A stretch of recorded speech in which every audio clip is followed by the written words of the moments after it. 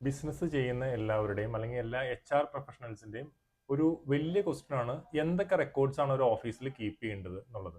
അല്ലെങ്കിൽ labour law സംബന്ധമായിട്ട് എന്തൊക്കെ റെക്കോർഡ്സ് ആണ് ഒരു ഓഫീസിൽ വെക്കേണ്ടത് എന്നുള്ളത്. അപ്പോൾ ഇതിന് ഒരു ബേസിക് ആയിട്ടുള്ള ഒരു തമ്പ് റൂൾ ഉണ്ട്. നമ്മുടെ സ്ഥാപനത്തിന് എന്തൊക്കെ നിയമങ്ങളാണ് ആപ്ലിക്കബിൾ ആകുക എന്നുള്ളതാണ് നമ്മുടെ ആദ്യത്തെ ഒരു ക്വസ്റ്റ്യൻ നമ്മളോട് തന്നെ ചോദിക്കേണ്ടത്. അപ്പോൾ ആ ആക്ടിന്റെ റൂൾസിൽ പോയി നോക്കിക്കഴിഞ്ഞാൽ അതുമായിട്ട് ബന്ധപ്പെട്ട റെക്കോർഡ്സിന്റെ ഫോർമാറ്റും എന്തൊക്കെ റെക്കോർഡ്സ് ആണ് നമ്മൾ കീപ്പ് ചെയ്യേണ്ടതെന്നുള്ളതും എന്തൊക്കെ റിട്ടേൺസ് ആണ് നമ്മൾ ഫയൽ ചെയ്യേണ്ടതെന്നുള്ളതും നമുക്ക് മനസ്സിലാവും.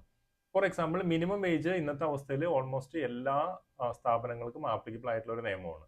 അപ്പോൾ മിനിമം വേജുമായിട്ട് ബന്ധപ്പെട്ട എന്തൊക്കെ റെക്കോർഡ്സ് കീപ്പ് ചെയ്യണമെന്ന് അറിയണമെന്നുണ്ടെങ്കിൽ മിനിമം വേജിന്റെ റൂൾസ് പോയി നോക്കിയാൽ മതി.